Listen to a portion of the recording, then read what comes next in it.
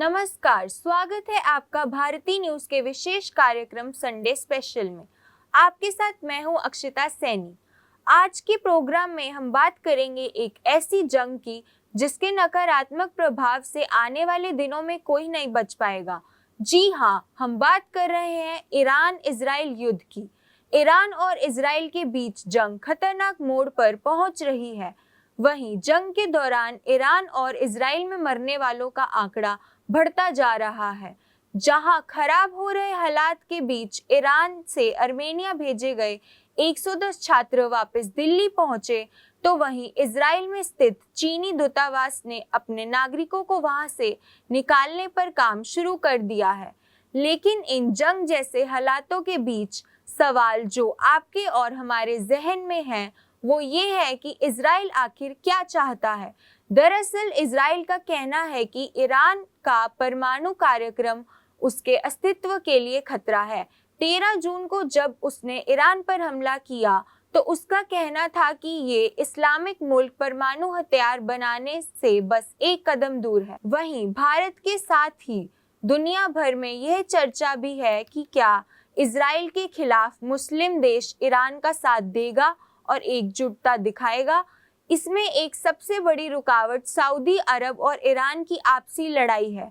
इस जंग में इजराइल का साथ दे रहा अमेरिका कह चुका है कि ईरान के supreme leader ayatollah Ali Khamenei को बिना शर्त सरेंडर करना होगा, लेकिन खमेनेई ने साफ किया है कि वह अमेरिका के दखल को बर्दाश्त नहीं करेंगे।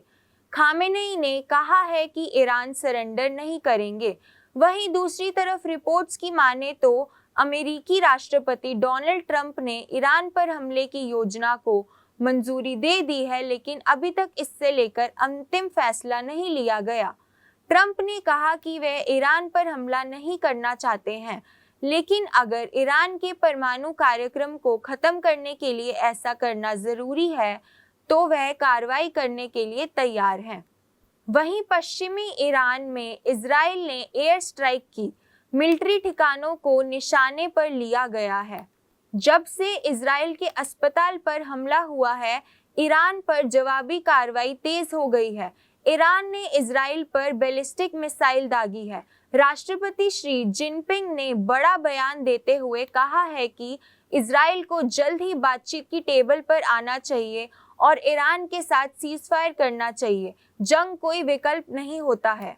इजराइल के रक्षा मंत्री इजराइल काटर्स ने सख्त चेतावनी जारी करते हुए कहा है कि ईरान के सर्वोच्च नेता आयतुल्ला अली खमेनेई को अब जिंदा नहीं रहना चाहिए। रक्षा मंत्री का ये बयान ईरान द्वारा दक्षिणी शहर बिशेरबाग के सोरोको अस्पताल पर बड़े मिसाइल हमले के बाद आया है। इजराइल के रक्षा मंत्री योआव गैलेट ने कहा कि उन्होंने और प्रधानमंत्री बेंजामिन नेतन्याहू ने इजराइल सेना को निर्देश दिया है कि वह ईरान पर हमले तेज करें।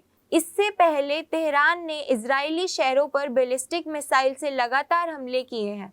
अलग अलग ईरानी हमलों ने तेज अवीव में एक ऊंची अपार्टमेंट इमारत और मध्य इजराइल में अन्य जगहों को निशाना बनाया। ईरान और इजराइल के बीच संघर्ष का एक लंबा और जटिल इतिहास है, जो सीधे युद्ध से अधिक पाक्सी संघर्ष के रूप में सामने आया है।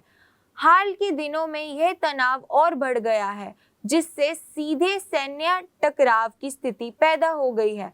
आइए जानते हैं ईरान और इजराइल से जुड़ी कुछ अहम जानकारी।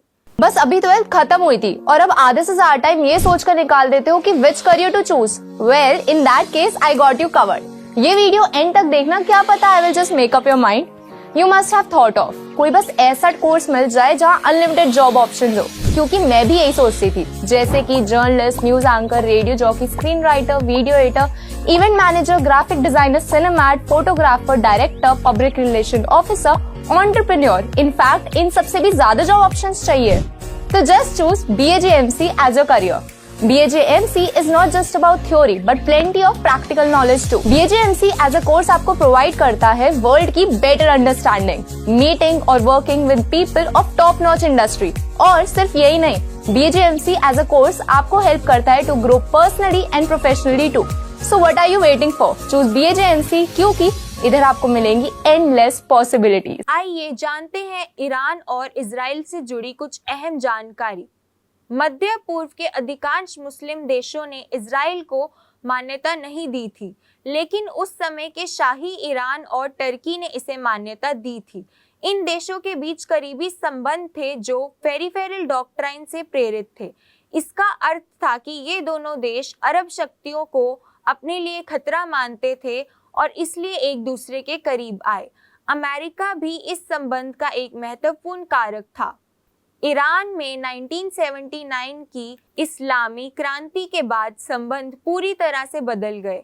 ईरान एक शिया इस्लामी गणराज्य बन गया और इजराइल को ज़ियोनिस्ट रिजीम के रूप में देखा जाने लगा। ईरान ने फिलिस्तीनियों का समर्थन करना शुरू कर दिया और उससे इजराइल के अस्तित्व को चुनौती देने लगा। 1982 में लेबनान पर इजराइल के आक्रमण के दौरान ईरान ने हिजबुल्लाह को हथियार और प्रशिक्षण देना शुरू कर दिया। दक्षिणी लेबनान पर इजराइल के कब्जे के दौरान भी ईरान ने वहां के शिया मिलिशिया का समर्थन जारी रखा। हिजबुल्लाह इजराइल के लिए एक बड़ा खतरा बन गया और दोनों देशों के बीच कई बार झड़पें हुई हैं।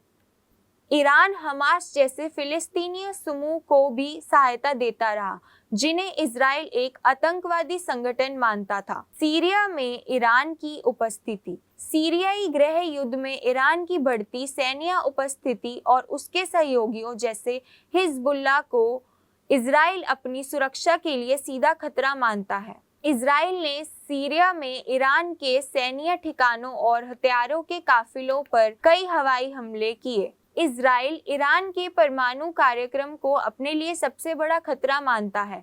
इजराइल का मानना है कि ईरान परमाणु हथियार विकसित कर रहा है और इसे रोकने के लिए वह किसी भी हद तक जा सकता है। ईरान का दावा है कि उसका परमाणु कार्यक्रम शांतिपूर्ण उद्देश्यों के लिए है। इजराइल पर ईरान के परमाणु वैज्ञानिकों की हत्या का आरोप लगता रहता है। ईरान और इजराइल के बीच सीधे हमले देखने को मिले हैं। जून 2025 में 13 जून 2025 को इजराइल ने ईरान के परमाणु प्रतिष्ठानों और प्रमुख व्यक्तियों को निशाना बनाकर ऑपरेशन राइजिंग लॉइन के तहत बड़े पैमाने पर हवाई हमले किए। इजराइल ने ईरान के सैन्य उत्पादों स्थलों को खाली करने की चेतावनी भी जारी की। इजराइल के हमलों के जवाब में ईरान ने इजरायली ठिकानों पर 370 से अधिक बैलिस्टिक मिसाइलें दागी, जिसमें तेल रिफाइनरी और आवासीय क्षेत्र भी शामिल थे। ईरान ने हाइपरसोनिक मिसाइलों का भी इस्तेमाल किया। इन हालिया हमलों से क्षेत्रीय अस्तित्व और अंतर्राष्ट्रीय संबंधों पर गहरा प्रभाव पड़ा है। वैश्विक शक्तियां, विशेष रूप से अमेरिका और रूस, इस स्थिति को बिगड़ने से रोकने के लिए मीडिएटरशिप की कोशिश कर रहे हैं। अब आने वाले समय में देखना होगा कि इन दो देशों के बीच की स्थितियां क्या रुख लेती हैं। तमाम अपडेट्स के लिए बने रहिए भारती न्यूज़ के साथ। दीजिए इजाजत। नमस्कार।